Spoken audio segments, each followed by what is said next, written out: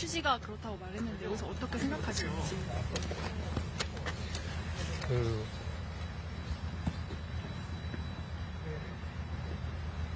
글쎄 뭐라고 말씀 못 드리겠는데요.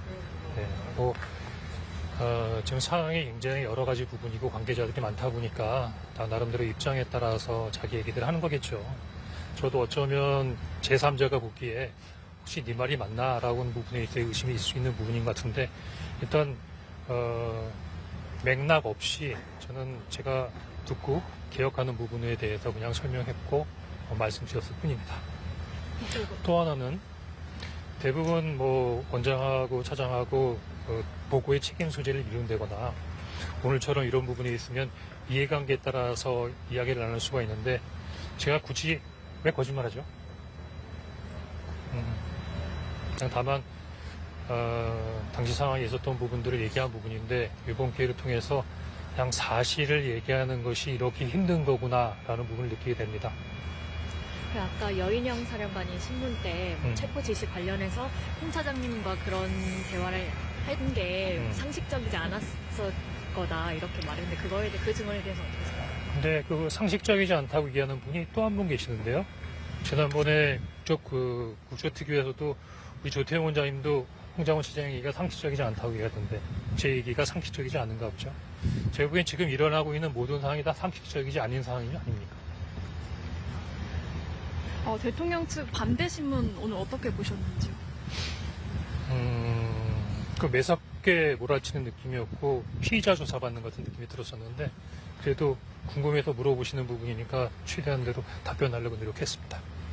그리고 윤 대통령 측에서 이제 차장님 통신 조회를 신청했는데 그거에 대해서는 좀 놀랐습니다. 왜냐하면 제가 피의자도 아니고 어떤 특정 범죄를 저지른 부분에 있어서의 어떤 피고도 아닌데 증인에 있어서의 통신 조회를 한다? 상당히 놀랍고 오늘 통신 조회한 결과 가지고 저한테 특별한 걸 물어보지 않던데요.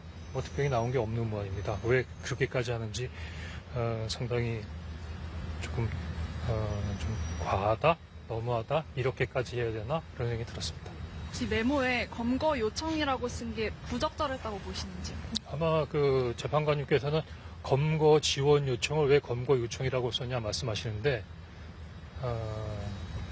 정제된 보고서가 아니잖아요. 그냥 생각나는 대로 쓴 거고 더구나 짧은 시간에 있었던 부분을 그냥 간단하게 노트한 부분이니까 잠깐 노트한 부분의 내용이 앞뒤가 맞고 논리적이지 않다고 해도 지적받는 부분은 좀 적절치 않은 것 같은데요. 혹시 마지막으로 하고 싶은 말씀 있으신지? 이제 국민 여러분들도 마찬가지지만 이런 부분에서 빨리 좀 지나가서 예전처럼 돌아갔으면 좋겠습니다. 저도 그냥 국정원 차장으로서 열심히 노력하고 뭔가 국정원이 올바른 정보기관, 능력 있는 정보기관으로 커갔으면 좋겠다는 생각으로 일하다가 어느 날 갑자기 이런 일이 생겼는데 이런 일이 주변 사람들로부터 많이 오해를 받고 또 내 입장도 굉장히 어려워지는 걸 보면서 굉장히 힘들게 느껴지고 있는 부분이 있습니다. 특히 오늘도 얘기가 나왔는데 제가 수백억 정도의 대북공작금을 유용했다면서요. 홍콩에 굉장히 비싼 빌라를 가지고 있다고 하대요. 또 저희 집사람이 한동훈 처하고 베프라 그러던데요. 저희 집사람이 미술을 했다 그래서 김건희 여사가 하는 무슨 멤버라 그러는데 제가 웬만한 찌라시에서 나올 때는 좀 이해가 됐는데 최근에서는 주요 언론에서도 또 제가 평소에 즐겨보던 보수 유튜버들까지 그런 얘기를 하니까 상당히 굉장히 어떤 마음의 상처를 많이 느끼고 있습니다. 이와 관련돼서는 그럼 너 다시 이거 아닌데 왜 가만히 있니? 첫 번째는 이미 그런 부분들은 과거에 다 정리가 된 부분이라 굳이 그런 부분들에 대해서 고려할 필요가 있나 생각했는데 요즘에 조금 생각이 바뀌어서요. 이런 부분에 있어서 출처가 되는 어떤 사람에 대해서는 지금 법률적인 부분에 있어서의 민형사상의 부분에 대한 검토를 하고 어느 정도 자리가 좀 상황이 좀 정리가 되면 그분에 대해서는 옳고 그름 한번 좀 가려봐야겠다는 생각이 듭니다. 제 명예를 회복하기 위해서라도. 그거 새빨간 거짓말입니다. 제가 개인이다 보니까 원장님처럼 대변인 수도 없고 누구한테 얘기할 수 있는 부분이 아니었기 때문에 말씀 못 드렸는데 조금 해도 너무하다는 생각이 들고 유튜브에서 자기가 하고 싶은 말을 할 수 있는 부분은 자유지만 실상 어떤 부분이 진실인가 또 상대방의 입장도 제가 만약에 수백억을 떼어먹었으면 아까는 검찰총장은 대통령이 2년 반 동안 뒀으냐고 뭐 이렇게 얘기했겠지만 국정원의 감사관실, 감찰실 없습니까? 더구나 차장되고 특보대 때는 법무부에서 또는 용산에서 다 검증해서 낸 거 아닙니까? 물론 느낍니다. 오늘 이 자리에 제가 안 오기를 바랐겠죠. 그리고 다들 제 얘기가 거짓말이었으면 좋겠다고 생각을 하겠죠. 하지만 그렇게 새빨간 거짓말로 제 얘기의 신뢰성이 떨어질 수 있을까? 뭐 그런 생각이 좀 드네요. 제가 늦게 와서 질문 나왔는지 모르겠는데 피청구인의 마지막 진술에 대해서 혹시 어떤 거요? 피청구인이 마지막에 진술한 거에 대해서 어떤 거죠?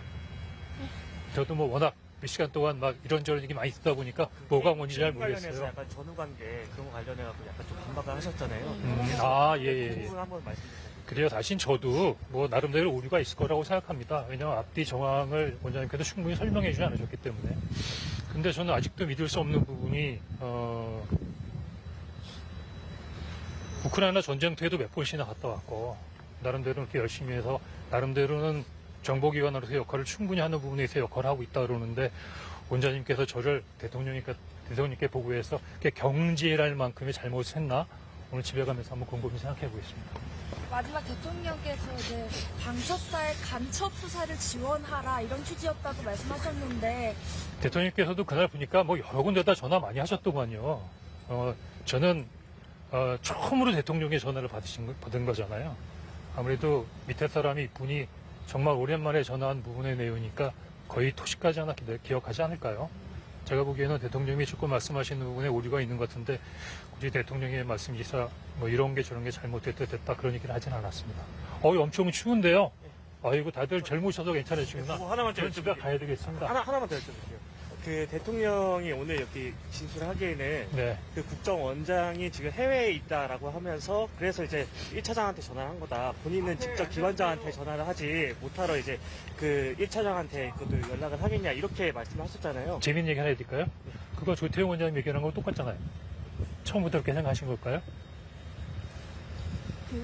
그리고 제가 보기에는 한참 비상계엄 관련된 국무회의가 진행 중이고 지금 수방사, 특전사가 막 난리를 치는데 옛날에 해외 한번 나갔다 왔던 1차장한테 격려차 전화를 하십니다. 그 시간에. 이상입니다. 이제 그만할까요? 아유, 추운데도 고생 많으십니다. 예. 고맙습니다.